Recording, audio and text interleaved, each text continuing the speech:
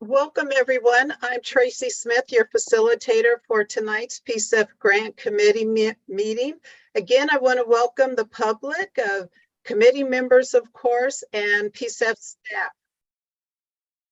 Right now, we'll go ahead and move forward to the review of the hybrid participation checklist. And as for tonight, it's all virtual. Committee meetings are open to the public. The public will be invited to comment at around 6:10. I want to let everyone know, so far we have 18 people signed up for public comment at 2 minutes each. That's 36 minutes. So I will really be asking you to partner with me and keep to 2 minutes. And I'll remind you of that once we start public comment. Around 7 o'clock, there will be a break online, and during that time online, you'll see a break screen and there won't be any discussion taking place at that time. The chat box, please let us know who you are, introduce yourself. If you also have not signed up for public comment, please use the chat box at this time and let us know. Use the raised hand function, committee members only. And video, we're asking that only committee members use video. For everyone, please use your microphone to mute. This meeting is being recorded and closed captioning is taking place as well. Our agenda right now, we'll do the overview, then we'll have introductions, again, public comment at 6:20, well, public comment at 6:10. Now, given we have 18 people for 2 minutes each, our timing may be off. We will go over program updates at 6:20. At 6:25, we'll begin the process for the second set of allocations. 7 o'clock, a 10-minute break, come back at 7:10, and we'll restart the conversation for the process for the second set of allocations. At 7:30, the committee will have a discussion on in-person and virtual meeting cadence. 7:40, we hope we may not have time for the committee work group and subcommittee assignments. And those subcommittee assignments would be, the subcommittee would be recruitment. The work groups that we want to discuss tonight are the Strategic Program 8, which involves the equitable tree canopy, and Strategic Program 15, which is the federal climate and equity funding opportunities. And we're scheduled to close at 8 o'clock. At this time, I would like to introduce the committee members, and I'm just going to start with who I see on my screen first, and Ramfis, that is you.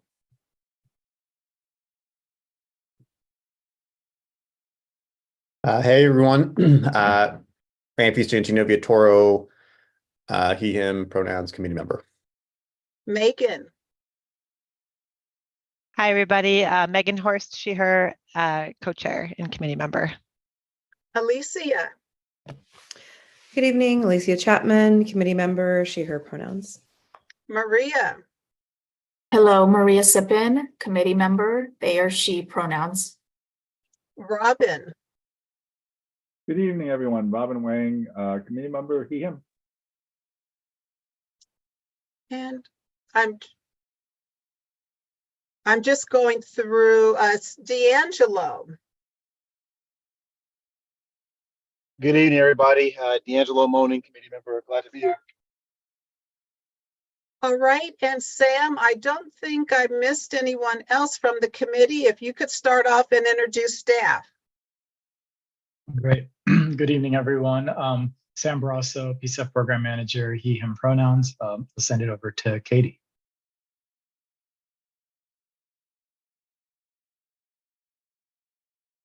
Hi, sorry about that. I had to unmute myself. My name is Katie Lister. I'm the Deputy Program Manager here at PCEF, and I use she, her pronouns.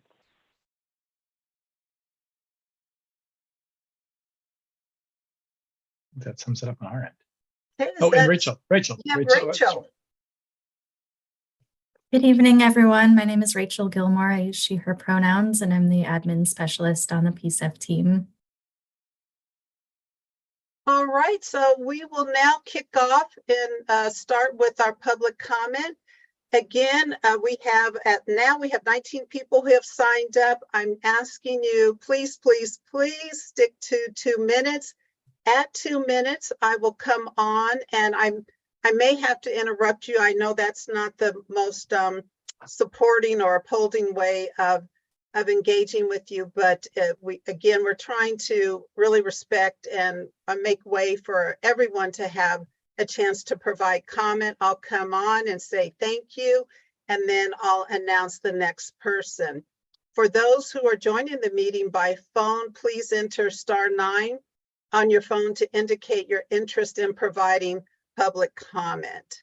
And with that, we will get started with the first speaker I have. And again, I want to apologize in advance if I mispronounce your name, but I have a Ted Labby.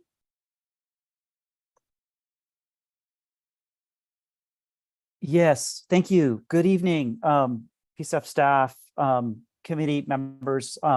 Thank you for the opportunity to comment tonight. My name is Ted Labby, and I am a co-director here at DPAVE in Portland. I am a past city advisory committee member and a current city advisory committee member. I've served on the Portland Utility Board. I'm currently on the Portland Bureau of Transportation Budget and Bureau Advisory Committee, and I've had short-term stints on advisory committees for urban forestry and whatnot. I understand the task before you through this process, and I just want to start off with some gratitude. You have a really tough job in front of you, and I'm familiar with the pressure that you have, and the community showing up saying one thing and the council saying another, and the staff trying to help you through it. I did spend some time reviewing prior meetings, so I'm familiar with the topic, and I want to echo a lot of the prior testimony you've heard from the community and the line of questionings I heard you give to staff on these proposals. It was obvious to me the bureaus didn't put a lot of thought into these proposals. And so I want to encourage you to do two things tonight, and I'll be quick here. I want to encourage you to bolster the funds for the community groups and raise the cap on the current RFP 3 funds for community-led initiatives. If there's surplus, let's let the community use it first before it goes to the bureaus. Let's raise that cap.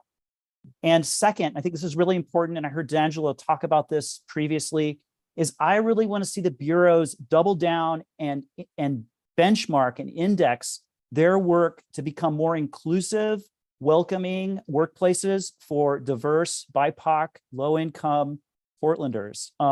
My familiarity with the infrastructure bureaus, especially BES and Water Bureau, is they've done a terrible job at recruitment, retention, and training of diverse employees. You heard Dawn sort of.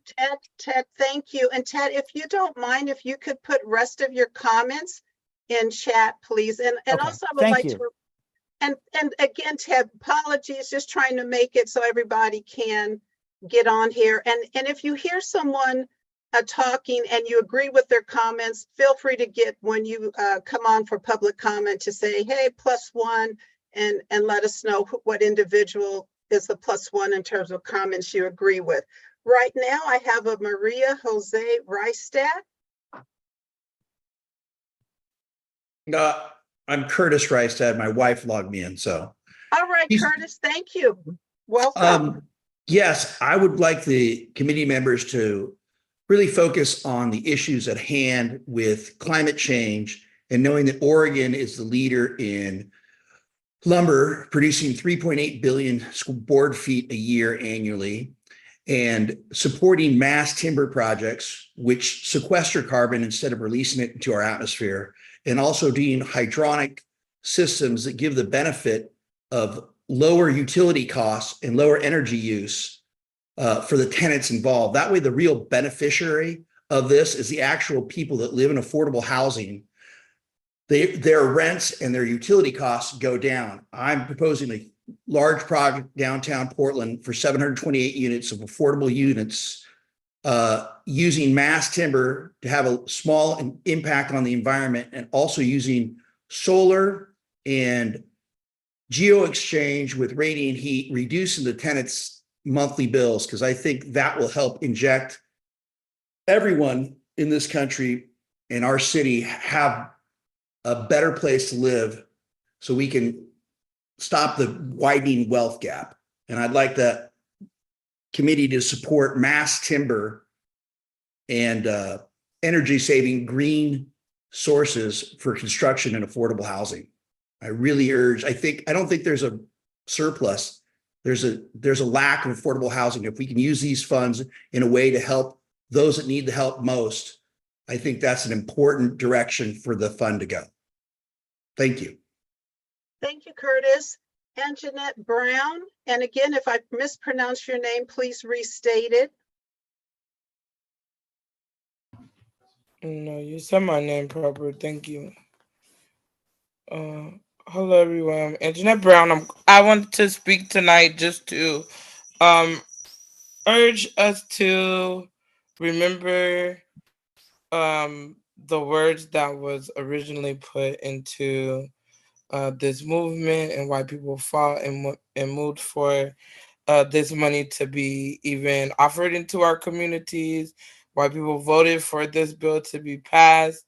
And I know that it appears that a lot of people are coming to stick their hands in the grab bag. And so I just want us to, even if we can't keep hands out the grab bag, maybe make them remember what the money was intended for, and give them the same requirements that we're going to give our community orgs, as to hire more Black and brown folks, get them into those programs, and using that money still in the same communities that it was intended for. Thank you. Thank you. Jay Amashi. Yes, I'm here. I'll make this quick on my camera. My name's Jay Mechi. I work for Unite Oregon. So the Portland Clean Energy Fund is a promise to our community, especially to those who face the brunt of climate change. It's not just a fund, it's our commitment to ensuring that everyone in Portland can live through heat waves, wildfires, storms without fearing for their lives.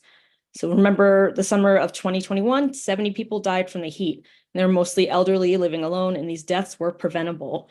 That's the stark reality we're facing. PCEF was voted to protect our community from exactly this kind of tragedy. And it's already saving lives, like when y'all distributed the heat pumps to people that needed them quickly. And this is about survival, not politics. Yet there's talk about using PCEF money for other things. That's not what we agreed on. This fund is for making sure Portland can stand up to climate change, not for filling budget gaps. We're in a climate emergency. We don't have the luxury to waste time or resources. Portlanders showed their support for PCEF because they understood the urgency.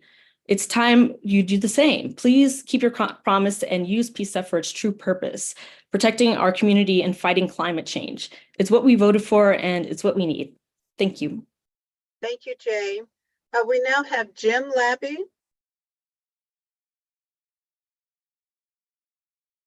Greetings. My name is Jim Labby. I'm co-director of Participatory Budgeting Oregon, and we work for more just and participatory budgeting, public budgeting for all Oregonians. I was also one of the petition volunteers who collected signatures in 2018 for the Portland Clean Energy Community Benefits Fund. The community benefits part of PCEF is often left out of the fund's name these days, and I fear it's really the essential part of the original vision and spirit of PCEF that's being lost. And that's why I'm here to ask you all tonight to please stand against this proposal for quick backfilling of budgets proposed by Carmen Rubio. I'm sure there's some good things in there, but the process should not stand. It's rushed, it lacks transparency and accountability, and runs counter to both PCEF's guiding principles and the spirit of the voters that adopted PCEF. At Participatory Budgeting Oregon, we believe how public policy is made and who gets to make it matters. It matters for the efficacy and equity of policy outcomes, but it also matters to expanding everyone's experience in exercising their individual and collective power. We also believe budgets matter. They are a primary way governments exercise power, but the access to that power is highly unequal and guarded by public officials. It's overly complex, opaque, and distant from ordinary Portlanders. The proposal takes decisions over how to spend PCEF funds in the exactly opposite direction they need to be going. Instead of concentrating budgeting power and backfilling bureaus indiscriminately, we need to be democratizing decisions over how public funds are spent. Fortunately, there is a widely demonstrated mechanism for doing exactly that, of giving ordinary residents greater voice and vote over budget decisions that are made on their behalf. And in PCEF's case, particularly in the behalf of frontline communities. It's called participatory budgeting. It's a deliberative democratic process wherein residents allocate a portion of the public budget within clear and transparent. Okay, now we will have Harlan Schober, please. If Harlan isn't on at this time, we'll move on to Lenny D.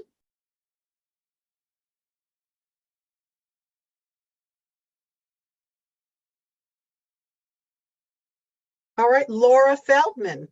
I'm here. Lenny D is here. Oh, Lenny is here. Lenny, you're here? Yep. Please go ahead. Thanks. So when we were drafting PCEF, we made a really smart move in drafting PCEF to distribute the funds to frontline communities and throughout the city to worthwhile projects. But the part of it we didn't think about years ago when we were drafting this in 2015 and 2016 was the need to develop public support in a very fundamental way, given the opposition from, shall we say, more conservative forces. And so now that there's additional money, one way of dealing with that is using that money for one or two very big projects that people see throughout the city. The symbol of what Portland Clean Energy Fund can do for the city. And I'll give you one example of this. For example, in the latest funding proposal for 5 years, we're going to put in $20 million to get 6,000 Portlanders on e-bikes. We know from what's going on in other cities that the actual demand for it is 4 or 5 times that number. So imagine putting that program on steroids and getting 25,000 or 30,000 Portlanders on e-bikes. Huge difference, a huge public face for the city. So as we're thinking about additional money and good ways to spend it, I encourage the committee to really start thinking about how to do 1 or 2 big projects that have a big public face. Thank you for your time, and we got to stop the council from doing this bad deed. Take care. Thank you, Lenny. Laura Feldman. Hello, everyone. Good evening. I agree with so many of the aforementioned comments. I was one of the ones who petitioned for PCEF. I haven't been following it all that closely, but it was one of the bright rays of sun in the city's otherwise non-existent climate preparedness, emergency preparedness planning. I'm horrified that they're wanting to cover their mismanagement by dipping into these funds. It makes me a little crazy, honestly. I too believe that raising the cap for community funding, and like Lenny D just said, one of the projects that the city and TriMet killed was the Frog Ferry, which was transportation from the North Portland Peninsula, which a pilot project, which would have been huge in terms of dealing with the climate emergency on so many levels, plus just making it easier to get anywhere off of this peninsula. So I think there's plenty of ways we can spend this money rather than covering the city's corruption and mismanagement. Thank you so much. Thank you, Laura. Nick Caleb.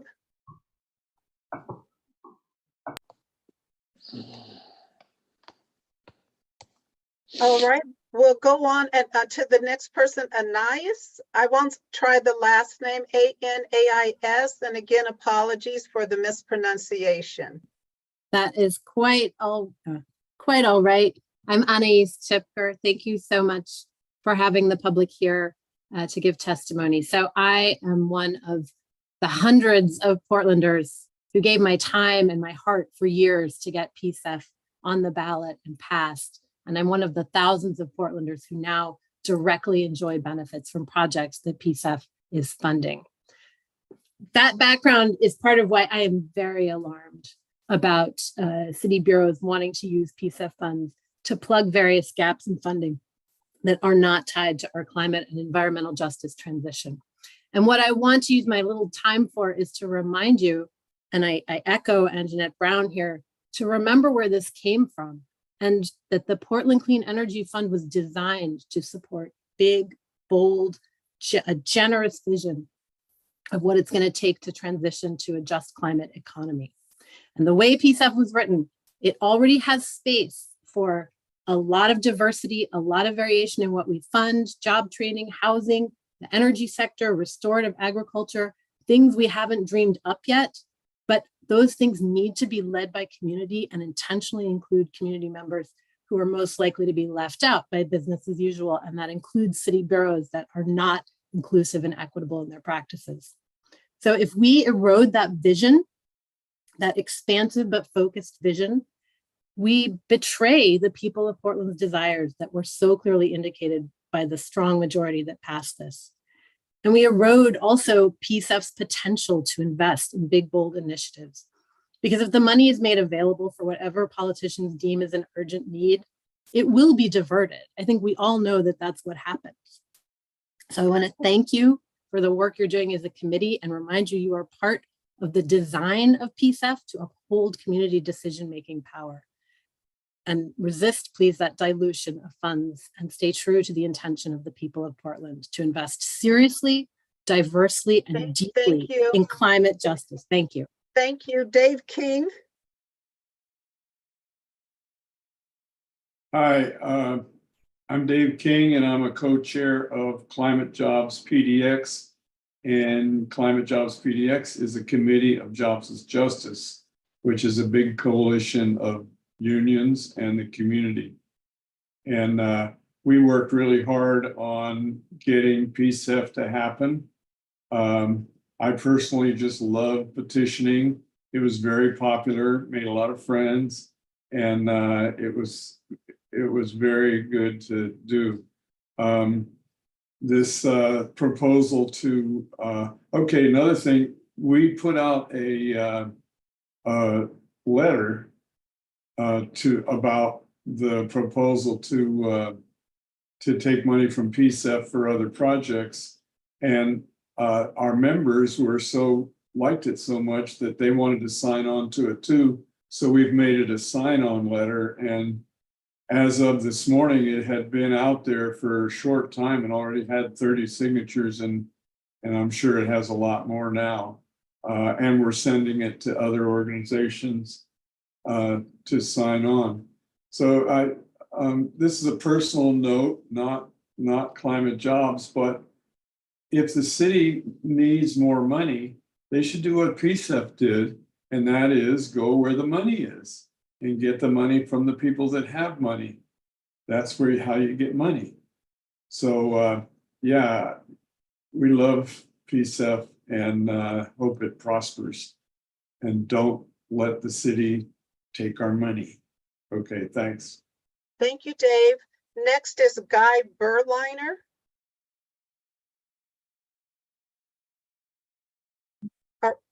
All right, if there's no Guy, we'll move on to Lynn Hanlon.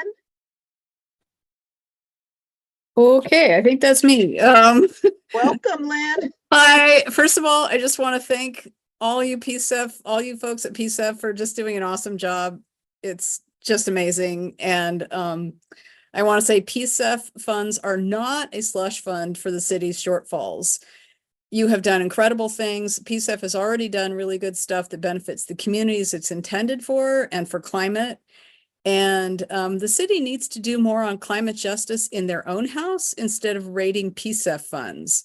The funds were collected on behalf of PCEF, not the city bureaus. And we need the city to do climate justice work in addition to PCEF. This is not an either or thing. They need to not say, well, this is a cool climate thing, let's go get the money from PCEF. No, they need to use city money. So anyway, that's pretty much what I have to say. Don't allocate PCEF funds to the city. Keep doing the excellent job that you've been doing. Thank you. Thank you. Next is Mary Ann Malden. All right, and if Mary Ann, if you're not on, we will go to Isabella. And that last name is Villarreal. Hi, Isabella. Hi, everyone. My name is Isabella Villarreal, and I am the Policy and Communications Director with Next Up. We're a local nonpartisan nonprofit organization that's been around since 2002, and we work to amplify the voice and leadership of diverse young people to achieve a more just and equitable Oregon.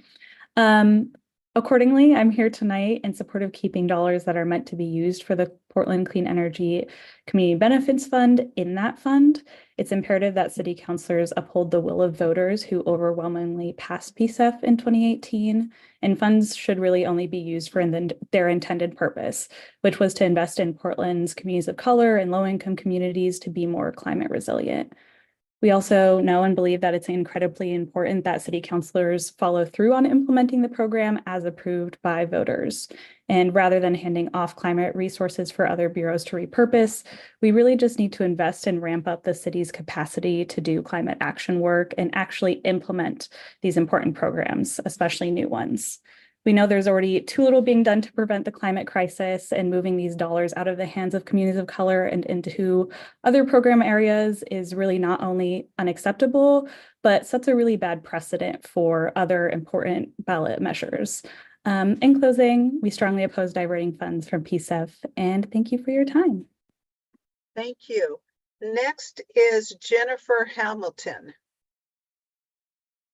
Hello. I appreciate having time to speak as a member of the growing coalition of regenerative agriculture and food justice organizations here in Portland. My name is Jennifer Hamilton, she, her pronouns, and I'm one of the new co-executive directors of Rogue Farm Corp. I recently moved to Portland about 2 years ago and from Salt Lake City, Utah, where I was an active citizen and member of sustainable food and climate justice organizations and initiatives since 2009. This isn't my first rodeo. Rogue Farm Corp works directly with 52 sustainable regenerative farms across Oregon. And this year, we're going to be training and supporting 650 farmers and ranchers. And we're also going to be reducing food insecurity for 500 low-income families and individuals in Jackson County. In our Portland chapter, we partner with 9 commercial host farms through our apprenticeship program, which is what we are most known for. But we also work closely with many of the other organizations listed on the joint letter that was provided earlier to this committee.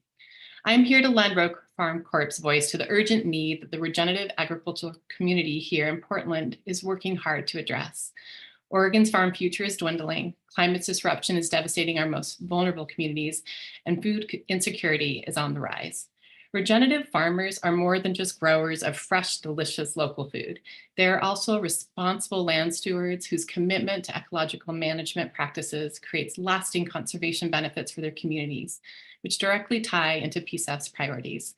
They improve community resilience and self-reliance by fostering an appreciative atmosphere towards farming and nature, strengthening a community's awareness, sustainability, and respect for shared ecological resources. Farming is hard work. Those who choose this profession do so not for the high profit margins. Support from public funds like the Portland Clean Energy Fund are vital to not only sustaining the work of the incredible organizations and community groups in Portland, they can also directly impact and support our local farmers. You all have an incredible opportunity to create transformative change. I hope you will keep the modest requests Jennifer, of Jennifer, thank you. And next we'll move on to Brian Liu. Thanks, Tracy. Good evening, PCEF committee members and staff. My name is Brian Liu and I work at Apano. We are one of the core partners in the 82nd Avenue Coalition, a group of organizations and individuals who work, live, play, go to school, and worship along the Southeast 82nd Avenue. I'd like to start by expressing our deep gratitude for PCEF's unwavering support to 82nd Avenue, especially during the creation of the Climate Investment Plan. The recognition of the historical underinvestment in this corridor is not only acknowledged, but deeply appreciated by our community. We are grateful for your meaningful support. This week, our coalition submitted a letter of request to your committee and Commissioner Rubio, advocating for further investment in the 82nd Avenue.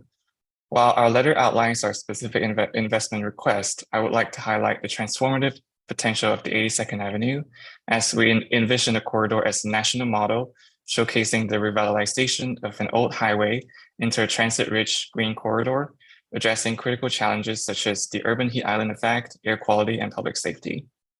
We're happy to discuss our plans further and are available to answer any questions the committee may have. And your support is crucial in realizing our vision that reflects our shared values of sustainability, equity, and community well-being. Thank you once again for your consideration and your ongoing support, and have a great rest of your evening. Thank you, Brian. Next, we have Micah Meskel. Yeah, good evening, everyone. My name is Micah Meskel. I'm with Bird Alliance of Oregon. I really appreciate the discussion of the committee and deliberation over the last month. So you've dealt with very admirably a less than ideal timeline and process. Building on your discussion that you all started last meeting, I hope you can consider tonight a hybrid approach to your path forward. To start with option 2, I think there's a real opportunity to hear community and bolster the community responsive grant program in this budget through RFP 3 and beyond. And a piece to this is it's important to support the staff capacity that's associated with this increase, so staff can deliver on that expansion. And then for option 3, as you embark on your process to solicit proposals from the community, we hope you receive or you take a special focus on investments for long-reaching transformative projects that really move the needle, just like what has been proposed by the 82nd Coalition and others tonight. So we hope you continue centering community in your decisions going forward, and we will support you in that effort. Thank you. Thank you, Micah. And again, thank you to all of the public members who spoke and cooperated with my abruptness. That does conclude the public comment. At this time, I would like one of our co-chairs to share comments related to the public comment, Megan or Ramfis. Go ahead, Ramfis, or I'm happy to if you don't want to, but happy to have you do it. I will do my best here, and I'll put myself on a 2-minute timer. Just want to be really appreciative, again, for everyone who's been able to provide testimony. I know 2 minutes is not enough to really get the full story and full context, but I wanted to share, definitely feel the spirit of the testimonies here, and deeply appreciate as well the written comments as well that we received. We're reading them. It's really impactful. And I just appreciate one, challenging us where we got things wrong, challenging council. And on this note, I will just note that we are, as a committee, we're one step in the process. So I hope you share your concerns and your feedback as well with city council members as well. In addition to that, I think as we deliberate today, I think we'll try to keep in mind much of this feedback that we're being provided, centering community through the process, thinking big around what we can invest and get the whole city to benefit or see the benefits. And again, try to challenge our institutions to do better around workforce equity, contractor equity, and other benefits. I'll pause there. Megan, anything additional you want to add? I know this is a little bit rushed here. I just echo everything Ramfis said. I really appreciate folks showing up and taking time, and we are listening. I think all of our committee members believe in community engagement, and we will try to take a lot of your comments into our consideration. Yeah, so ditto Ramfis. Thank you all.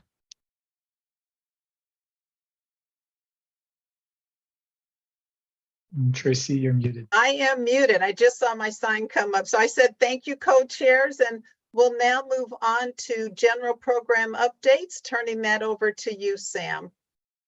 Thank you. And just want to equally appreciate folks that have taken time out of their evenings to comment this evening.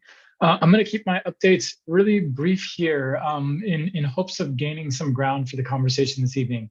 But really, it's just a few updates that I wanted folks to be tracking.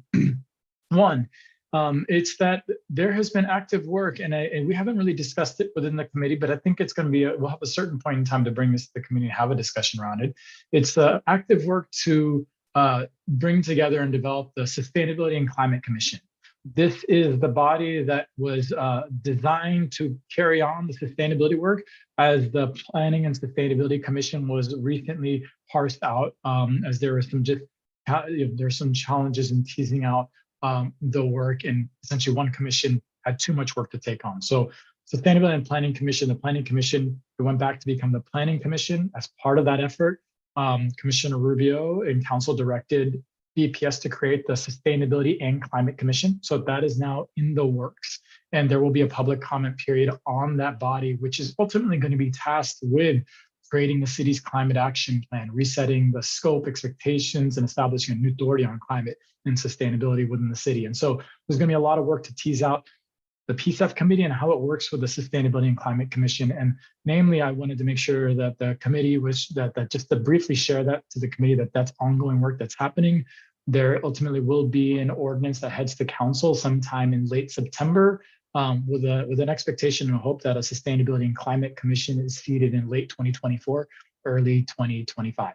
And so it's going to be an ongoing conversation that I know we want to bring committee members into, so you all can track, and it's going to have relationships to some of the other work that this committee will engage in later down the road, related to the transportation decarbonization work group and others. Two, I want to just give a quick update. We've emailed you all, and there's and folks that are tracking have seen some of the information on the RFP3, which closed on a couple of weeks ago on February 15th. One, we received a substantial number, an increase in applications compared to our prior cycles. And I think while we can make estimates, assumptions around what that was, I want to just give big kudos to staff that led the numerous work sessions, about 9 office hours, 2 hours each total, the countless, hundreds of emails that we responded to, the 9 technical assistance sessions where we supported over 150 organizations, the open Q&A sessions where we hosted 30 to 50 folks each, the more than 600 emails with inquiries that we responded to, detailed inquiries. It's a tremendous amount of work, and that in large part ultimately resulted in us receiving about 223 applications total for the community responsive grants, about 151 implementation grants, and about 72 planning grants, for a total value of $303 million in requests for implementation grants and about $5.9 million in requests for planning grants.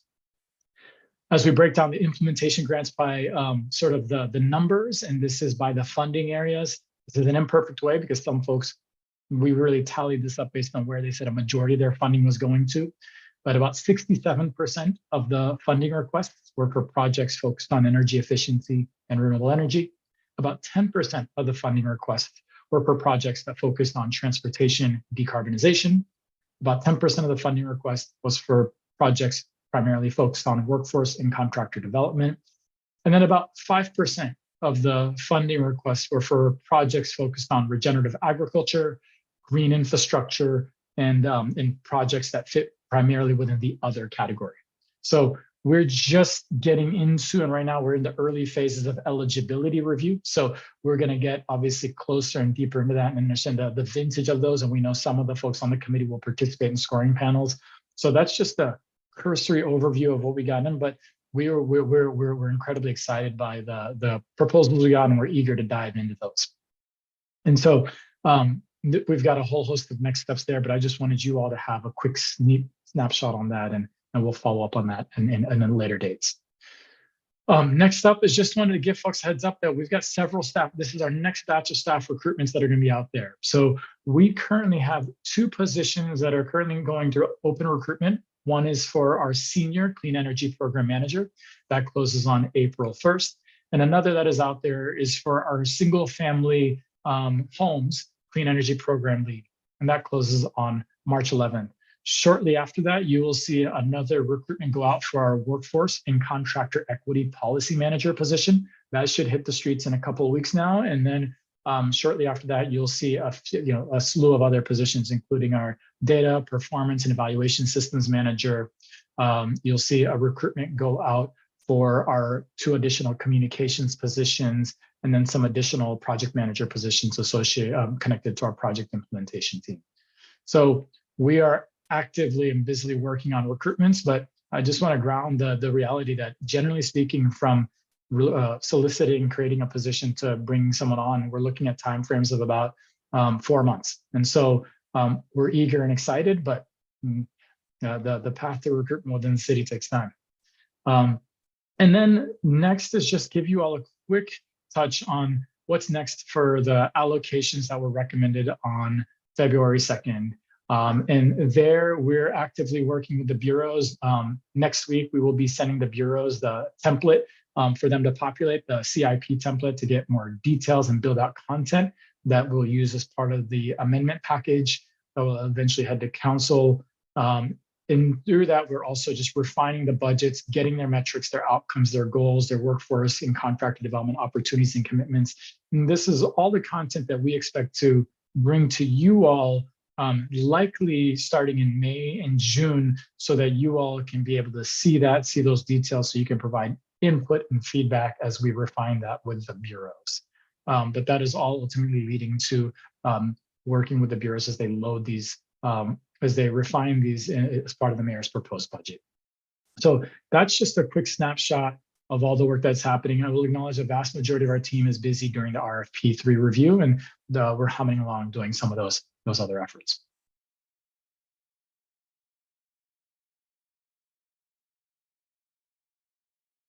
Megan. Yeah, some questions, Sam, on all this. Thank you. Those numbers you shared, great to hear. Would love to see them in writing, because they were just a blur for me without having like pie charts and numbers. And also a reminder that like community demand is also hugely shaped by what we put as the parameters. So I, again, mostly can speak to regenerative ag, but we put a cap on those grants. So like while we only see so much application money for them, part of that's because we said you can only apply to so much, so just a reminder to committee and to staff that like that is only one way to assess demand, and demand may actually be higher than we see because it's just shaped by what we say is possible to apply to.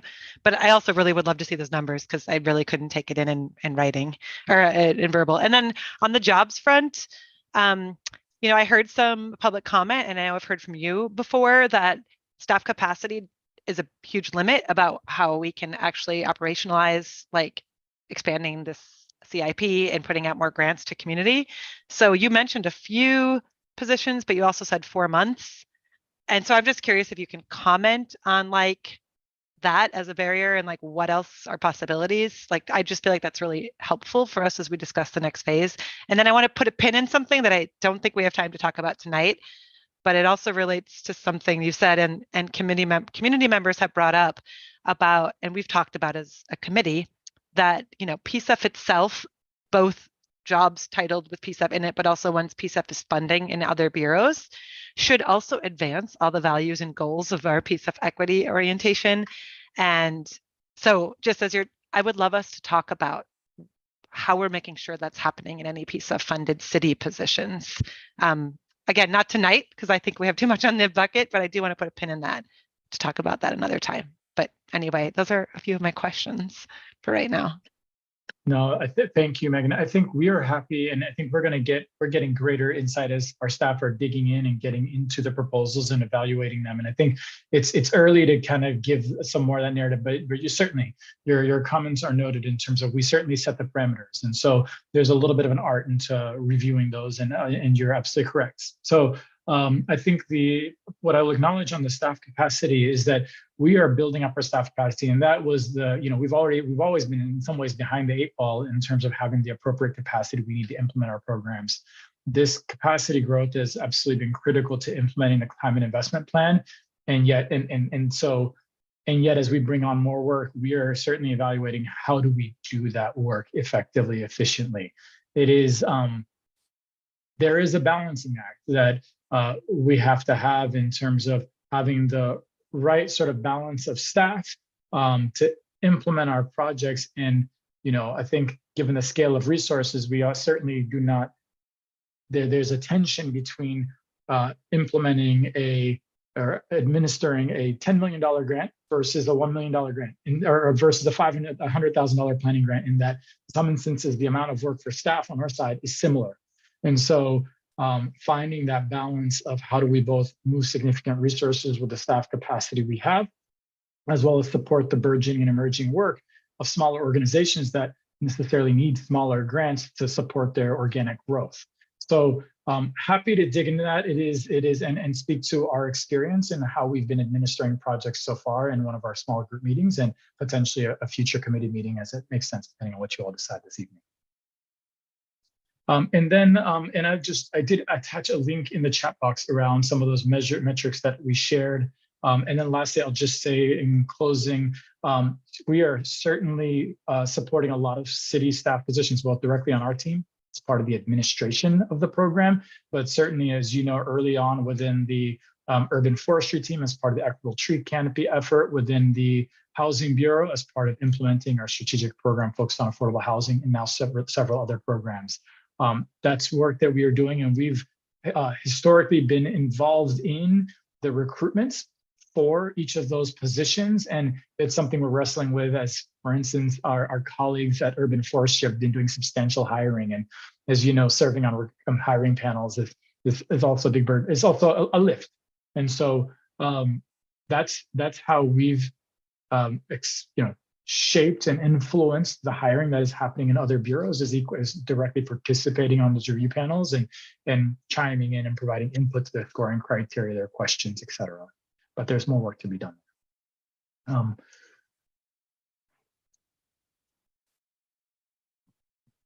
there any other questions or comments from the committee? All right, we'll move on to the next agenda item, and that is, this is a continuation from the February 15th meeting, and we're now going to move to the process for the second set of allocations.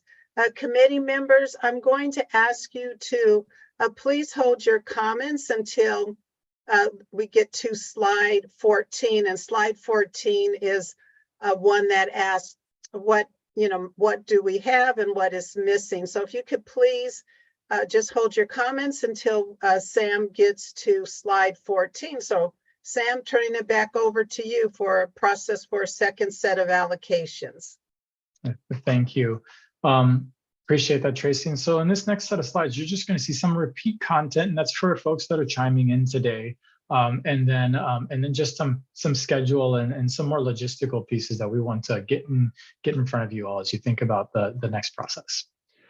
So first, we've been in a blockbuster series of meetings here back to back over the course of the past month, and it's beyond what we've promised you all, but here we are.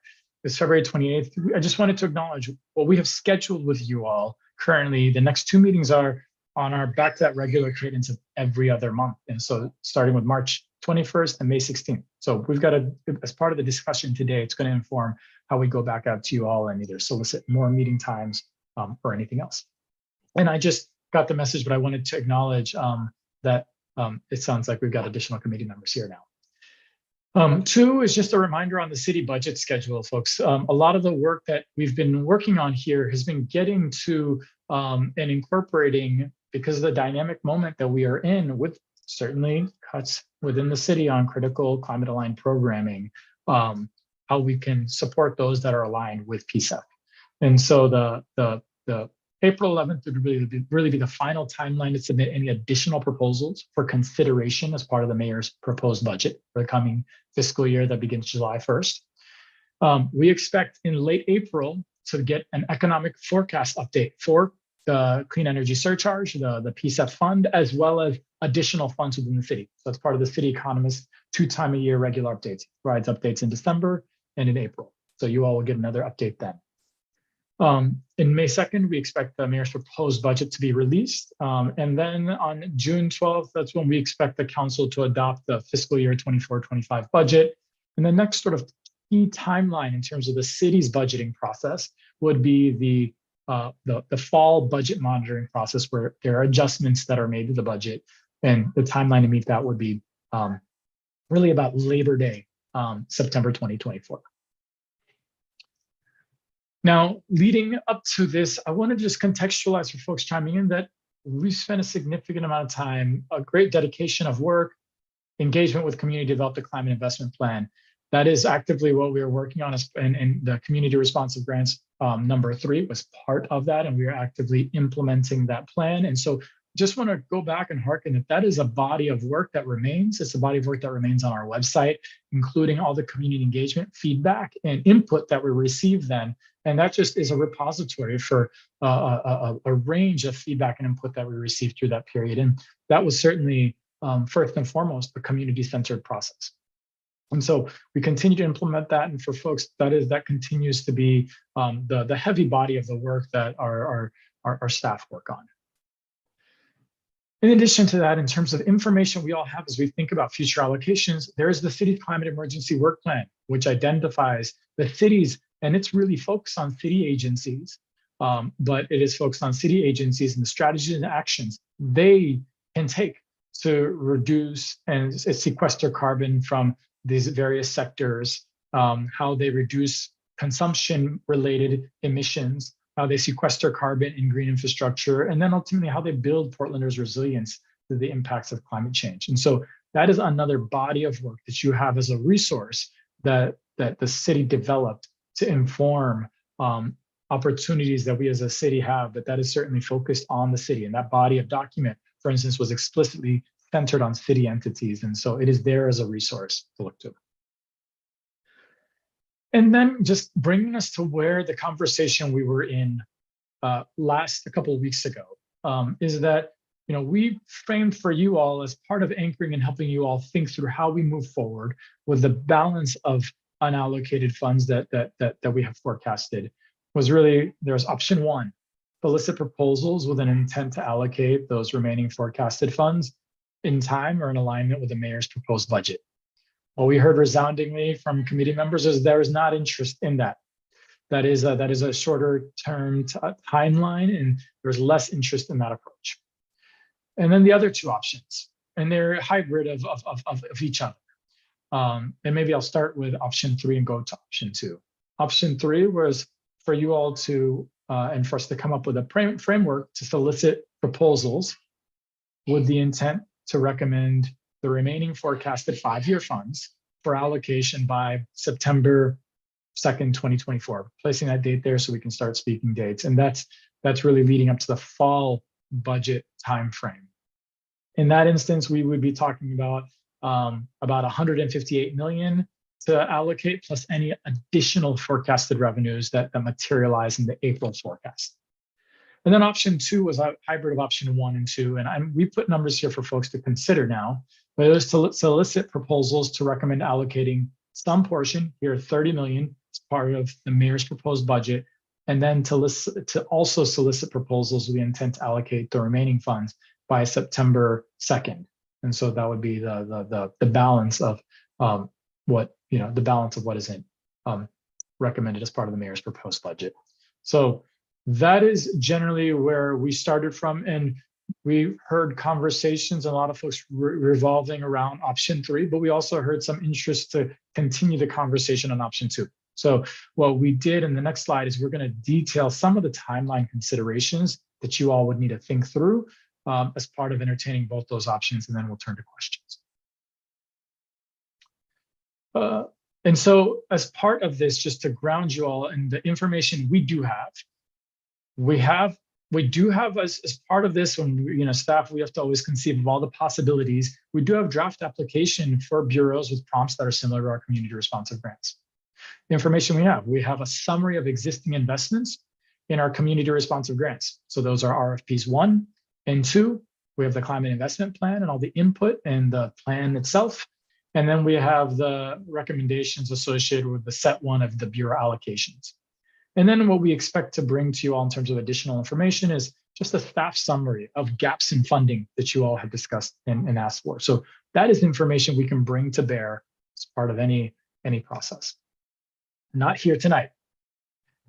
And so then I think now and I wanted you all to contextualize the information we had. What we detailed out here is just, and I'm tracking time, I'll try to finish this slide up before 7, is the first sort of body of information at the top of this shows that if there is a process, if you all move to the process to align with the mayor's proposed budget, we would effectively need to roll out and solicit proposals over probably a 2-week period.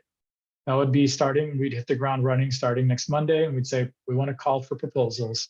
That would give us about 15 days to solicit proposals.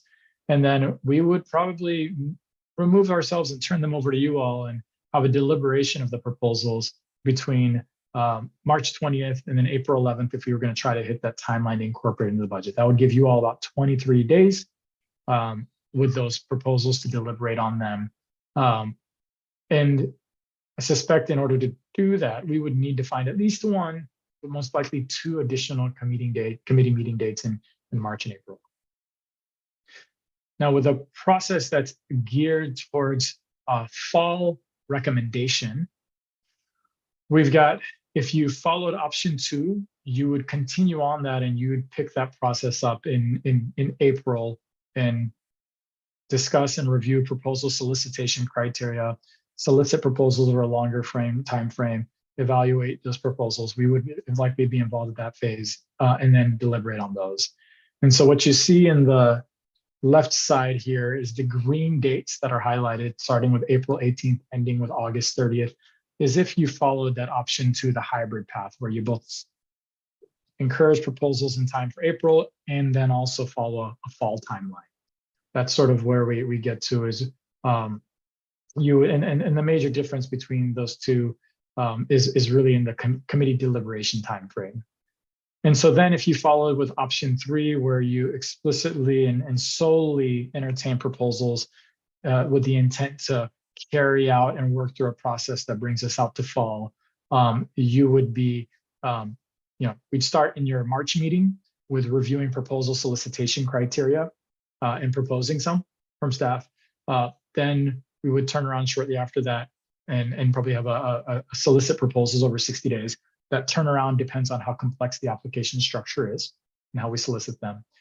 And then evaluate proposals in early summer and then begin deliberating on those in midsummer, carrying through about the end of August. So this was our intent to really start getting you all to think about just timelines and what we mean as we work through this, so you all can think about that. And I would say in the next subsequent slides, we both have questions for you all, as well as a synthesis of what we've heard from you all in the prior meetings.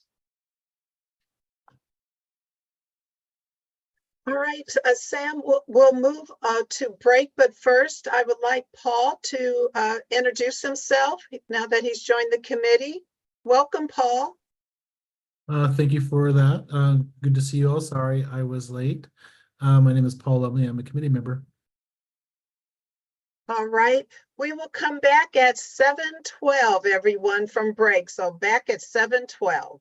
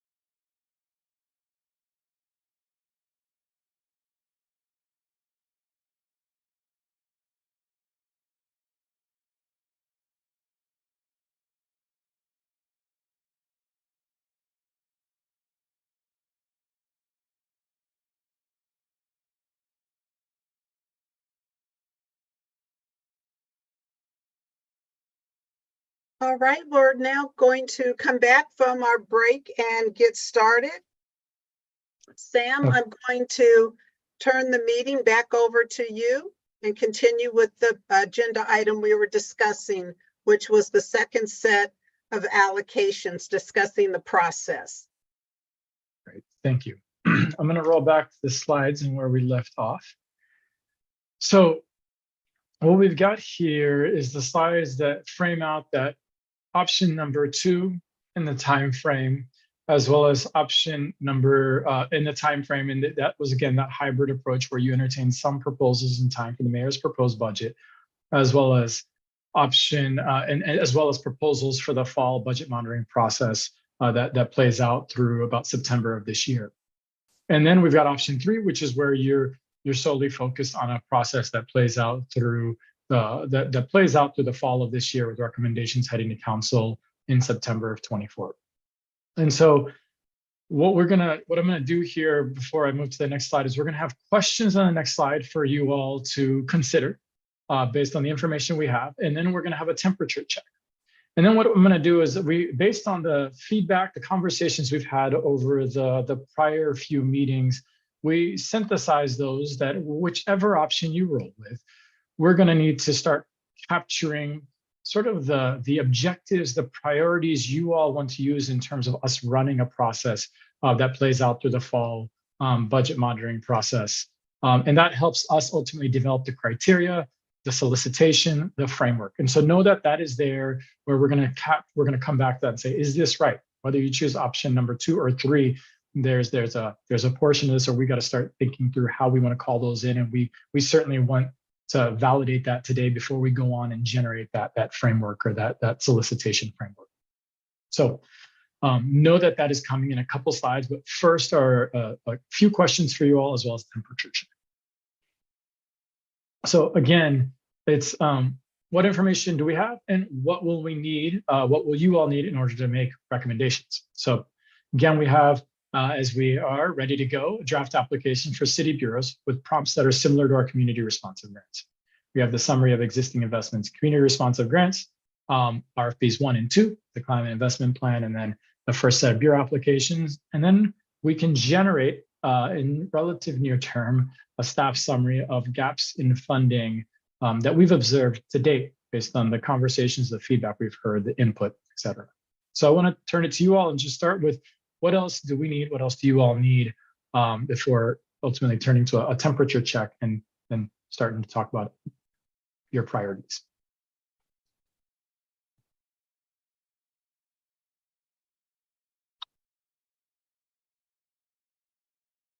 Robin? Yeah, I have a bigger picture question. And, you know, in this first round that we passed or recommended a few weeks ago, you know, we recommended a huge allocation to city agencies and essentially none to community organizations. And, you know, the last 5 or 6 slides that you shared, while I appreciate the detail, just jumps into that assumption that we're going to fund more city agencies and more city budgets. And I don't recall having a conversation about, you know, are we going to allocate more funds for other purposes, you know, for more community responsive grants to more nonprofits. It seems like we're just going down this path of, oh, okay, we're just going to allocate more funds to city agencies. So maybe I'm missing something, but you know, you want a temperature check? I'm inclined to focus our conversation on, you know, how do we allocate the funds to nonprofits, and if that's the case, being aligned with the city budget timeline is kind of moot. So I'm just blunt there, you know, that's kind of my thinking and questions.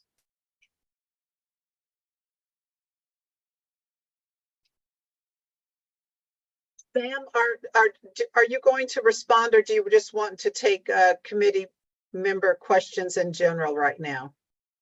Let's take committee member questions in general, part because I would, Robin, in some ways maybe come back in the next one and suss out the specific question because there's a lot there.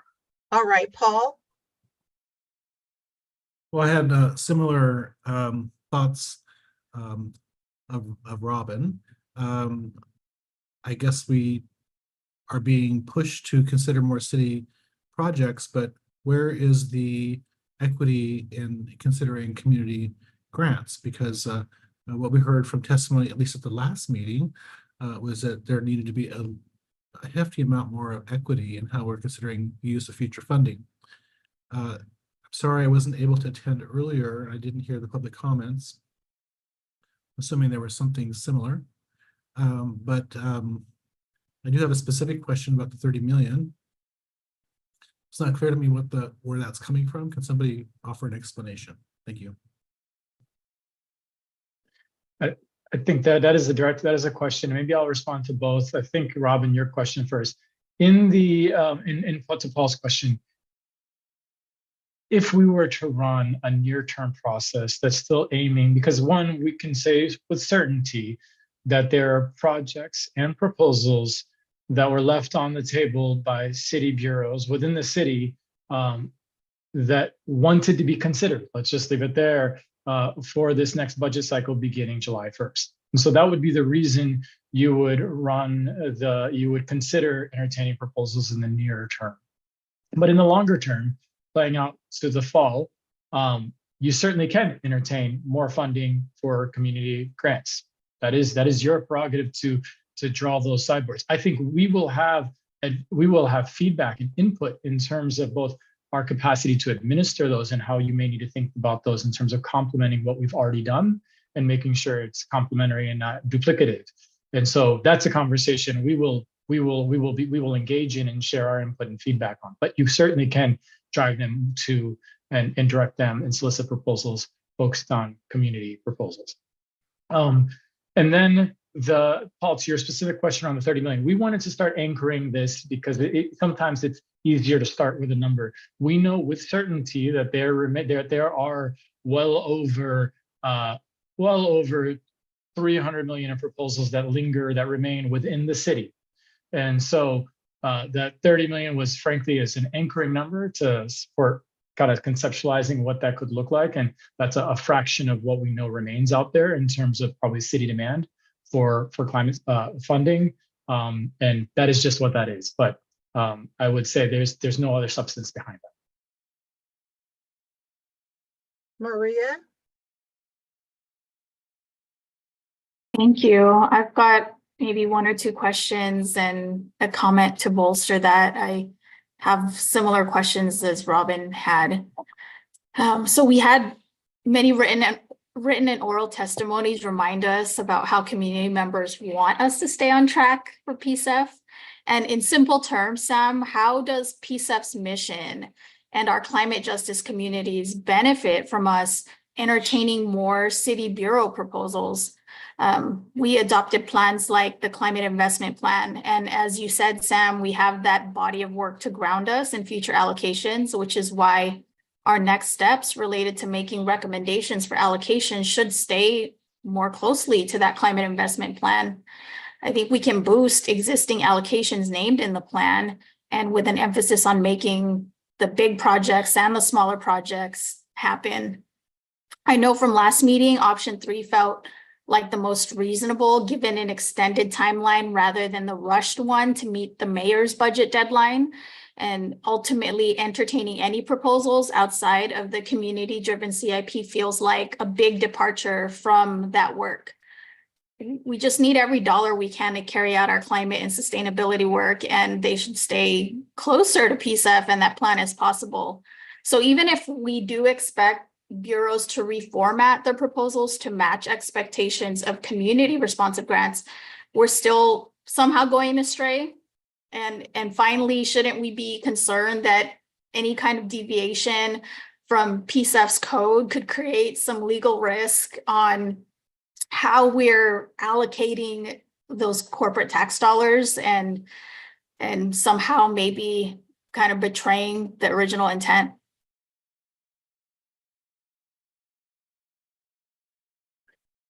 D'Angelo. I want to apologize because I missed the last meeting. I was tied up with some NAACP stuff, so I think I'm missing a bit of information. But just based on the context that I have, I agree with my previous committee members. But My question is, I understand why the first option would be nixed, but why was the second option for that hybrid option proposed? And what are the benefits to that option over option 3?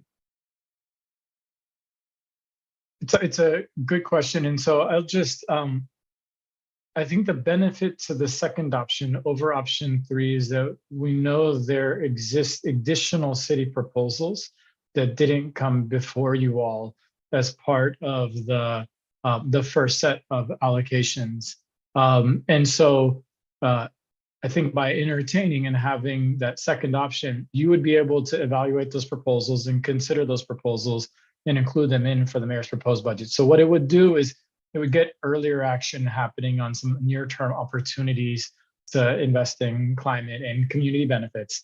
But it's really that it's striking the balance in the middle of being able to make near-term investments and capture some of those that you are all not able to entertain as part of this first set of allocations. Okay, and then one follow-up question, sorry. And so just to be clear, are these bureau proposals or are these community proposals that would be considered? I think realistically, D'Angelo, I think there's given the time frame of the running those solicitations, they would be focused on the city. There's certainly the how can those create community benefits and what does that conversation look like? That's a lot of what we've discussed in the meeting prior to the last is around what options are there to improve, make the city's work better. And I think that's a ripe area where the city, in our experience, is welcoming that conversation, and these dollars give us the leverage to have those conversations. But it would be primarily, given the time frame, we'd be talking about additional city proposals. Okay, thank you. Ranfis? I just want to sort of thank, again, I think the testimony today, and happy to get some coffee, D'Angelo, and talk about the testimony from the previous meeting, and same with you, Paul, for the earlier half of this call. I want to support where our committee members are on this as a co-chair. So regardless what option we go with, I personally, currently my temperature check here is like, I think work smarter, not harder. So I'm kind of leaning on option 3. Additionally, I think if I need more information, Sam, I know, there are school districts considering their own climate action plans. So how do we incorporate other existing climate action plans, not just within the city of Portland as a government agency, but other agencies throughout our region? So I want to make sure that we're being inclusive and thinking about goals in our city limits. But also understand that Metro is leading its own EPA grant related to understanding how our region can reduce its greenhouse gas emissions, that I think would be very advantageous for our committee to know. Might not fit within either of these two timelines, but I think for any committee to make really sound decisions and sound investments, we need to know what is our deep analysis around pathways for reducing our greenhouse gas emissions while providing good community benefits. With that said, I hope, again, I'm leaning on 3. I listed what information I would find helpful and useful. Additionally, I would want to spend some time talking about eligibility, because I think what we heard pretty clearly from testimony and letters, and even from the committee here, is we need to make sure that we're being inclusive of community groups to be able to apply. So, as long as we're being inclusive of who is eligible to apply for the second allocation, I want to make sure we're incorporating, ensuring that all parties are inclusive. And, again, I think want to lean on some past testimonies on trying to go big with investments. It doesn't seem like we can entertain 40 or 80, maybe based on staff capacity, but they could be large applications, coalition applications, with big impact. That seems like to be a sweet spot with our capacity. And I just want to remind everyone, initially this portion of the meeting was general questions, but we're going to continue to use your feedback as the first temperature check. Megan? Yeah, thanks for clarifying that, Tracy. That makes sense. Maybe we're feeling ready. And also, yeah, for Paul, D'Angelo, Maria, folks that raise things, I think that maybe I feel more comfortable than Sam as staff who works at, under discretion or under city councilors. I can be more blunt than Sam can be, which is the reason that we see city bureau proposals on there is because of pressure of our commissioners and city bureaus. Like, that's why, everybody. Like, so it's up to us to entertain whether we want to, what we want to do with that pressure, but there is pressure. And I think Sam has to play a balancing act as staff. Sam, feel free to clarify or jump in if I'm overstating things. That I don't want to speak for you, but I do feel like I could speak more plainly because I'm not an employee of the city and the commissioners cannot fire me or do anything to me. I'm just a volunteer member of an advisory board. So that's why we're seeing those. It may or may not be what we think is the best way to spend the money. So I think that we have the right to pressure back and say no to that if that's not what we think. And just to follow Ranfis's, and I am very eager to hear everybody's points here. I'll share what my thoughts are, is that, I definitely have heard a lot of city comment or community comments, and I think we all felt that the last process was rushed and had a lot of inequities in it and how city bureaus were funded. I still feel somewhat good about a lot of the things we funded, but I am not excited to repeat a rushed process for city bureaus. That just, we would be benefiting the ones that have had earlier access to information than might be right for climate justice work.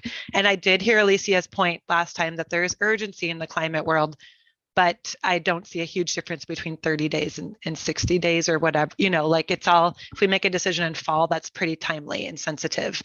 So I guess I think that being a little bit more deliberative and following Ranfis's point about that, yeah, just knowing with the amount of money that we have remaining, there is more need and more enthusiasm than we have money for.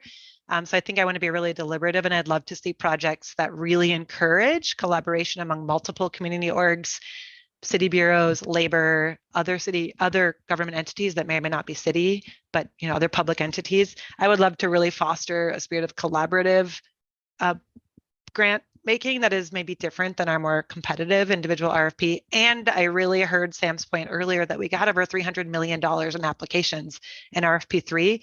And I want to keep talking about how we fund a lot of those. And I don't know if we can't hire enough staff to do that. Can we contract out some of the work? Can we fund a community org to oversee some of that? Like, I don't know what, I want to be creative about that barrier.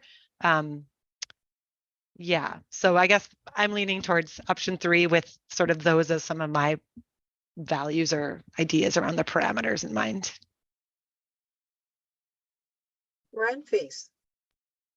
Yeah, I'll just be quick here. I just want to support what Megan just said, and on the dynamics here, our under code, our charge is to make a recommendation, and city council makes final approval on funding decisions. They could change that. But I at least this discussion, I hope that we make best foot forward on what makes sense for this committee and process, and being responsive to community feedback. But we as a committee and as co-chairs will have to go to bat for being really fine-tuned around what the process will be with council. And I think we again, it will be important for council to hear our recommendation on how we move forward. Just want to make a finer point there. Paul? Well, since this is a temperature check, I just like to say I don't like any of the options. I'd like to identify a new one, which introduces a little bit more equity into the conversation. I'd be open to a process that includes an equal amount of city bureau proposals with community-based proposals, and I'd like them to have identical application processes. So if it's a super easy process like the bureaus get, then the communities get the same thing, or they can follow the existing process we have for community applications, and the city can contribute in that way. I don't see why we have to rush. I don't see why there needs to be favoritism here. And the only way for us to really be clear that we are expending these funds the way the voters wanted according to the ordinance is to make sure that all proposals have the same kind of rigor. And so that's where I'm at. It's probably a great departure from where other people are thinking, but since this is a temperature check, I thought I'd let you know. Thank you, Paul. Other comments or questions from committee members? Robin? I'm supportive of Paul's option 4, in essence.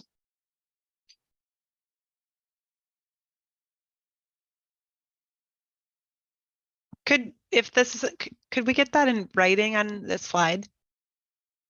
Just curious if one. What I would like to do, maybe if it's okay with you, I'd like to move to the next slides and start talking about kind of it's a large part a summary of what we're hearing here today, and then what I think we've heard in the prior meetings as well as in meetings with the co-chairs, and we've shared this with you all to sort of validate. So I'd like to share that if we're past the temperature check, and then come to sort of the okay, because I think I want to describe what we would imagine our next steps would be in terms of coming back to you all and building out whatever that process is. But I'd like to just start with the next slides, if that's okay, because we're hearing committee members. There's at least the folks that have chimed in that folks are leaning towards a process that takes more time. And maybe that's my question for Paul. Are you speaking to what I'm hearing you speak to, Paul, is yes, something different, but you're not necessarily encouraging. Are you speaking to soliciting proposals in time for the mayor's proposed budget still? Sure, as long as it's the same process. That let's say we set a number aside. Half goes to the city bureaus, half goes to the community. The application process is identical. Whatever it takes to meet the deadline. If it's a simplified process, great. If it's a more rigorous process, I'm fine with that too. But based on what I heard in the public testimony from the last meeting, there was a real issue with equity here in the way these city bureau proposals were being forced upon us. And I think it's our responsibility to ensure that these funds are used in the most beneficial way for climate justice. So let me go ahead and do that. Speak to capturing, because I think I'm going to come back to is probably something a little bit different, but it'll be, I want to see at least if this next slide capture what folks are talking about. And so what we're trying to summarize, and I think this is important because as we move forward and as we solicit additional proposals, it's important that we start with the core process priorities that we're hearing from you all. So we've heard really 4 things, and there's going to be some details that I'm going to speak to in the next slides. But one is the integrity with the PCEF's charter and mission. Yes, and I think that there's a nuance here that I want to speak to, which is the values and then the actual code. And there are values that are implied, that are underlying the organizations, the communities, those and the statements that have been made as folks put this on the ballot, pass this and work to make this a reality. And then there's the code. But what we want to capture, because we've always followed through with the code, but is there values alignment? So here, 1, we're saying yes, that both those alignments. 2 is to make wise decisions for truly effective and long-reaching carbon reduction sequestration. So thinking more holistically.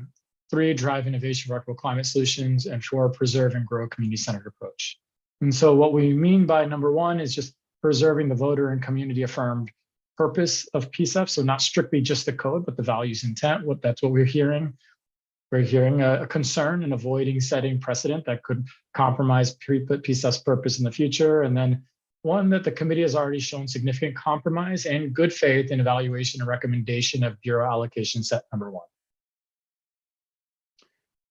2, around making wise decisions for truly effective and long-reaching carbon reduction sequestration. What we're hearing from you all is space to evaluate the most effective solutions with long-term impact, and ability to work with bureaus and community partners to empower collaboration and more effective projects, and utilizing learnings from RFP 3 and the allocation set 1 to improve the process.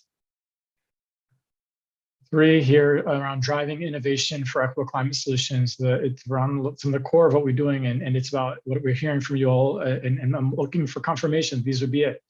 Dedicating resources to encourage continued community-led innovation, community-driven solutions instead of top-down, and then staying in alignment with the results of extensive community engagement and public comment during the CIP creation.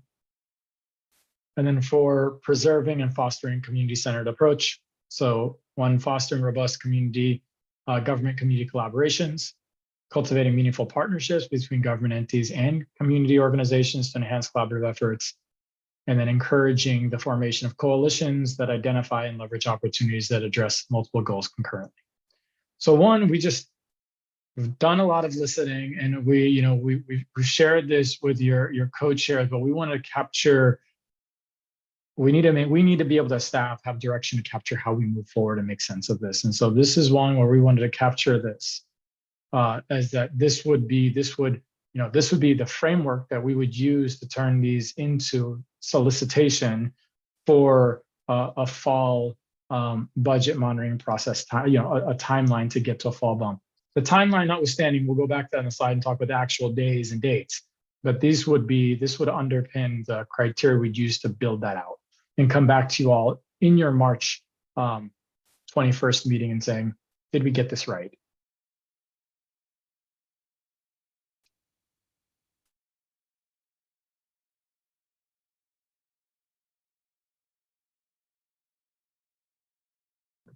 And so I think at this point, I want to maybe it's a question back to you all.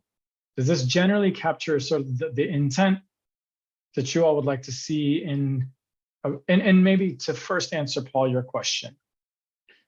Getting to an April timeline to solicit proposals, generally speaking, you would need to be considering city proposals. And the reason I say that is that timeline, it's a short timeline. It's a quick timeline. And so there's a reality to soliciting community proposals that takes time. And so based on what I've heard from you, Paul, in terms of that desire to have that balance, to the extent that we're soliciting community proposals, we need to be talking primarily about a fall timeline. And I'll say, just because April, and maybe I'll roll back and not get us hopefully too confused, but getting to this mayor's proposed budget timeframe is really soliciting proposals over 2 weeks starting next week and giving you all about 23 days or so to deliberate on those proposals between mid-March and early April. Well, my proposal was whatever we decide, it should be the same for the community. So if you want to have proposals from the community that meet the deadline that meets the mayor's budget, then so be it. And it'll be a simplified process for everybody. I don't know how I can talk about equity any differently, but since this whole fund was set aside to help communities of color and other communities, setting them up with a process that is so onerous compared to a government agency doesn't sound equitable at all. So whatever we decide, I don't think option 2 is going to work with what I'm talking about, but option 3 could.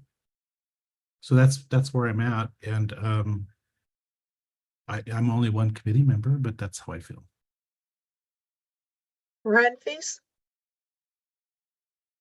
Yeah, no, I'm in agreement with Paul on this one, and appreciate you voicing this and the importance. Like, it is unfair to have 2 different standards for community and government. So I appreciate your consistency and vocalness on this. I think you've been a real leader, as have others in the committee on this. I think it's a fair point. I think I appreciate you, Sam, pointing out just challenges and the quick turnaround. But again, if it's simplified, option 2 could be really simplified for community groups. My personal preference still is 3, just because I think it just allows for the opportunity to be inclusive for all community groups to consider a proposal. I again would hope, and I hope ideally, that you can either get government application proposals, community proposals, but hopefully even proposals that are of a community collaboration. So I do want to sort of keep throwing that as, like, I want to see proposals that are of a coalition standpoint. Like, I think if we're going to be talking about big money, let's encourage that. Like, it'd be great to see a whole cohort of coalition of regenerative agriculture, or a coalition of, name it. Sorry, like, there's just been great folks voicing their opinions here, and I think it'd be great to be responsive on that. But I just want to not to go too far off. I do want to listen to others, but do appreciate your leadership and your point here, Paul. Maria? I appreciate the idea of opening up the opportunity to community proposals. I think we welcome more community generated ideas for PCEF, but it doesn't feel like any timeline in the next few months is going to help those who are already struggling to respond to PCEF's current timelines for things. No matter how eager community organizations are to create proposals, we still have to give them more time. I think the option for idea Paul proposed is interesting too, although I just don't like the casual way of throwing out there that let's give 50% to community and then 50% to the bureaus and let's slice it evenly like that. Equity, sure, bam, done. I don't think it's that simple. And I think we really have to discuss that divide as well. If we really are going to entertain some split to bureaus, it can't just be, thrown out like that. And I don't know if we have time tonight to work through that as part of our process discussion, but we should critique things more. I know in the previous slide, we had a headline there talking about the integrity of PCEF, and some of us have been here for 4 years or more now, like aged out of our terms, still don't know what's happening with our terms like me, but we're still here. But I've really felt like the integrity of PCEF has had a drastic shift where our pressures back in the day now, I guess, were about keeping PCEF intact, don't give in to the pressures, make sure we don't, touch anything in the code to open up Pandora's box. But here we are just touching it in all kinds of places. And those older pressures and messages aren't even lingering as much anymore. So I am concerned about the integrity piece, and it's just what a shift that I've witnessed, and maybe some of you have too. Megan? Yeah, thanks everybody. And I hope to keep hearing from everyone. Just to this comment, I mean, I've already expressed that for all the reasons other folks feel that option 3 just feels like it would open more space for not already baked informed applications. And hearing a couple thoughts I have. I mean, we have heard, I think, of some community-based projects that would be ready to submit. I didn't get a chance to read the public testimony closely, but I think, for example, 82nd Avenue Coalition sounded like they would have. The Broadway Corridor one, I didn't read it closely enough to remember who was the lead there. But my impression is that if we open this up to and really push for projects where community lead, and perhaps in partnership with bureaus, but I think we'll see amazing projects. So I'm just very confident that if we give it a bit longer and make it really clear that engaging community like that, and so that's just something I feel strongly about. As for Paul's point on the 50-50, which Maria commented on, I guess in my ideal world, but we would see projects that involve all, because I really do think to advance climate action, we need community-based and city-led. And I wouldn't, if you can go back to that slide you were asking us for feedback on, Sam, I hope we will have more time on that, because this is a lot of words to digest and react to in a short amount, and important words. So I already see some areas where I'm like, I don't know, number 4 just says government community. We're not being very specific about what that means. It also is missing labor, like schools. There's a lot of things that maybe are implied, maybe aren't. So I feel like there'd be a lot of things to tease out. I don't see anywhere anything about PCEF priority communities, communities of color and low income. Maybe that's implied in the PCEF integrity, but I want to be really clear about that. All of our projects should have those. So I think that's under 3, but I'm not 100% sure. And then, we have 2, carbon reduction sequestration, of course, but we've also said all along that our top priority is not just on the carbon, it's on the climate justice aspect. So it's the combo of carbon reduction and impact to PCEF priority communities. So I guess maybe that's all implied in there, but this is where these words are going to matter if this is what we're evaluating projects by. And then my last comment is, I totally hear Paul's point on a simplified process for community. So whatever that is for this option 3 round, I think we can achieve. But I also think what Paul is talking about is our RFP, our community-based RFP process. That to me is the one that really needs simplifying. It sounds like, from what I hear, both from community comment, but also just directly to me from community, I've heard of orgs dropping out of applying to PCEF because they find the process so onerous. And I think we made it with best intent. And we were also held by a really city council at the time was pressuring us to be rigorous with our review. So there was like a context going on. Funny, they don't apply that to their own agencies, but I think I know staff is doing a million things. So I'm empathetic to like that. But I think as we develop RFP4, I hope we can simplify and streamline that process. So that's, to me, when I hear Paul say simplify, that's the particular process that I think needs some streamlining. Paul? Thank you. Maybe my place on the committee is to propose things just to get the conversation going. And I'm fine with that. The concept of equality and equity are very different, and I understand that. And so 50% for each side is not even equitable, but it is arbitrary. I'll admit that. But the process we just went through was rather arbitrary. And so I'm trying to introduce concepts here that force us to get to the point of what we're trying to do here with the Portland Clean Energy Fund, what we're trying to accomplish. And everybody should be playing by the same rules and the same rigor to make sure that these funds are being used the way they're supposed to be used. And if it forces us to apply the same process to the city bureaus as everybody else, then it might force us to actually simplify our process with everybody else. So that's a big reason why I said that. So like I said before, I'm not comfortable with any of those options. I would like to explore something different. It could be something like I'm proposing. It doesn't have to be exactly what I'm proposing, but it's certainly open for conversation. Robin? Yeah, so I'm looking at the slide here, and I'm in general agreement with what's mentioned on the slide. However, number 3, I feel like there's a bit of disconnect in that last time we kind of gave the city kind of a VIP only lane, right, an HOV lane that they can only drive in due to the budget timeline. And I feel like options 2 and 3 are kind of doing it the same, right? It's maybe a less rigorous HOV lane, but it still gives them priority kind of access, and I don't think that is an alignment, or that's a response, particularly for number 3 and the item that says community driven solutions instead of top down, right?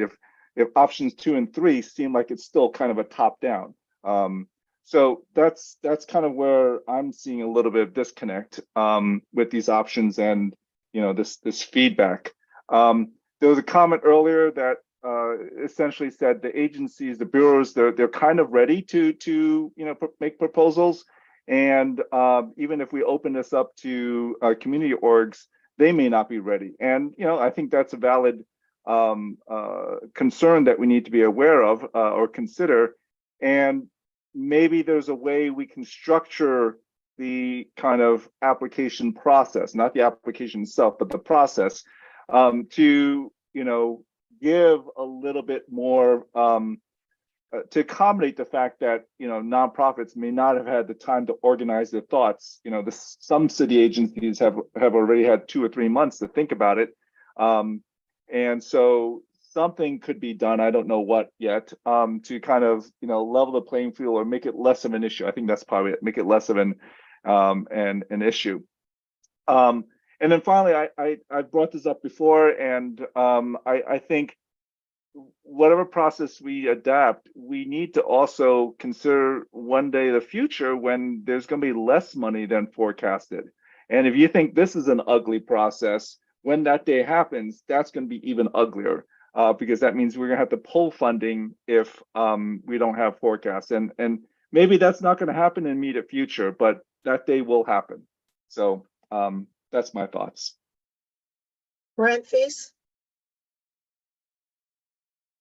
Is there like an alternate universe where we're debating about budget holes versus surpluses?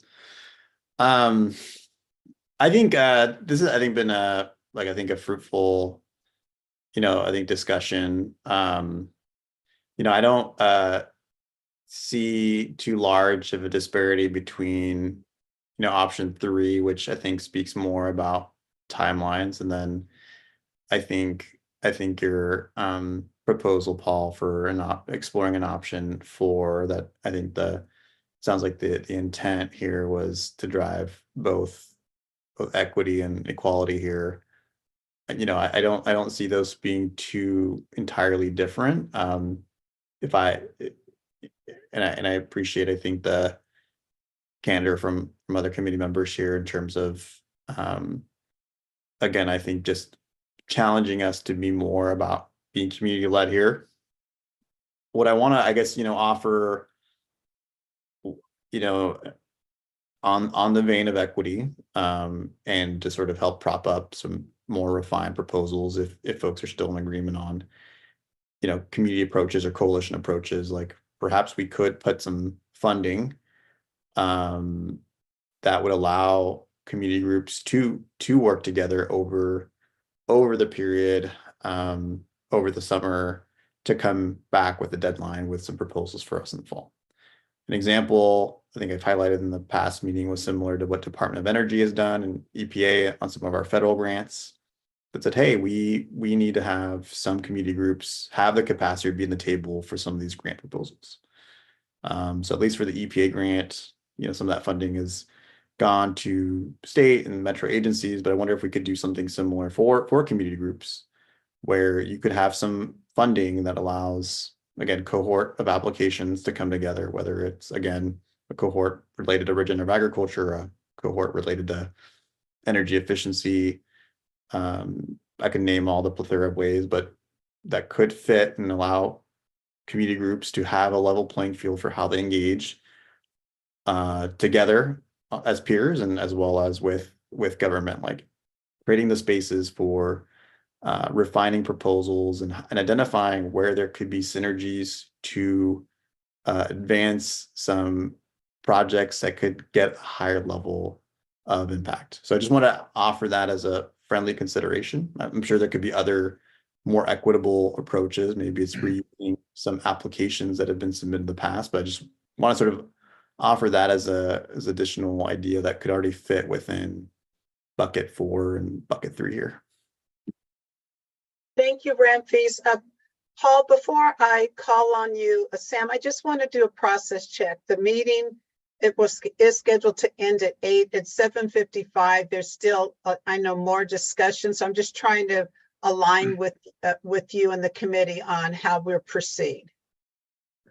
I'm going to take a guess here, and folks are generally given what we've put on the table in terms of timeline, are leaning in terms of the timeline option 3. I think what folks are probably going to need is something to respond to in terms of both understanding what we have funded, gaps in what we funded, as well as, and I think in some ways it's probably worthwhile to both parse out what it means to administer more resources. I think what I'm acknowledging is we need to come back to you all with a little bit more of a clear proposal around how we consider additional proposals that are not just about repeating the community responsive grant cycle that we just did. That is not efficient. It's not effective. We solicited over 300 million worth of proposals. And yet what I'm saying here abundantly, and I just want to be that it isn't simply about increasing our allocation of resources to community responsive grants, because we've got to get through those, evaluate the quality of those and implementation capacity. And so what I want to do is come back and bucket and make sense of where we've had gaps in what we've solicited and what we've called for, in terms of proposals and the types of proposals that we have not considered in the past, and how to structure a process for that. I want to name that a lot has changed over the past 4 years, starting from a $30 million fund, $40 million fund, to going to over $200 million fund, and having a substantial reserve. And that means that we are talking about different actors in places implementing these, because we cannot administer this fund with, hundreds of $500,000 or $1 million grants. our staff are wholly too expensive to administer funding at that level, that administratively it is inefficient. And yet we are, in some instances, talking about bureaus that have $800 million budgets, $300 million budgets to administer some of these. And so what I think we need to be able to come back to you all with a proposal that captures the administrative efficiencies that city may potentially offer in a framework that elevates and lifts and supports community partnerships with those. But that is not strictly about pouring more money into just community responsive grants. Or at least, and I think that's, and I want to name, that's a wholly separate conversation around what our application process is, where it's evolved, where we've made it easier since the original incarnation that we developed in 2020. And what are the implications of making it easier and the proposals that we may have to see and work through and what that means. So there's a lot of complexity that we're speaking to here. And what I can say for one is that where everyone is going is wanting more time. We hear that. That makes sense. But I think what we need to be able to do is come back to you all with that, that cursory, where have we missed the ball? Where have we not been able to invest, and speak to that. But I just want to, I hear what everyone is feeling, and yet we need, as a program, we need to do our work vetting our existing proposals and bring that to you all, and not getting ahead of that process. Okay, and Sam, before I go to Paul, I just want to get clarity on item where this committee work group and subcommittees. So is that not going to be discussed this evening? I think it is. We are. Yeah. We do need folks on the recruitment subcommittee, but we will come back to that. I think that is something that what we may do is call for just a lunchtime meeting to bring a few folks on board to that, so we can make that decision, so we can continue the recruitment for Michael's replacement on the committee. But short of that, I'd ask that we probably hear the last couple of comments, and then let us come back to you all with something more refined, but just acknowledge there's a lot of, I want to just acknowledge there's a lot of complexity to what everyone's discussing here. This is more than we can talk about in one meeting. There's a lot here, and appreciate the rich dialogue. And we need to be able to make sense of all that's in front of us, and we can take a go at that in our next meeting. All right, Paul, we will end the meeting with your comments. Wow, final comment. Well, first of all, I volunteer for the recruitment committee. I just wanted to go back to something that Megan said earlier, which I thought was really important, about allowing the opportunity for some of these bigger, broader projects that include nonprofit, government, corporate partnerships. I think that's so powerful, especially since we're going to have this opportunity here for multi-year funding. We can do some really big things together. I really appreciated the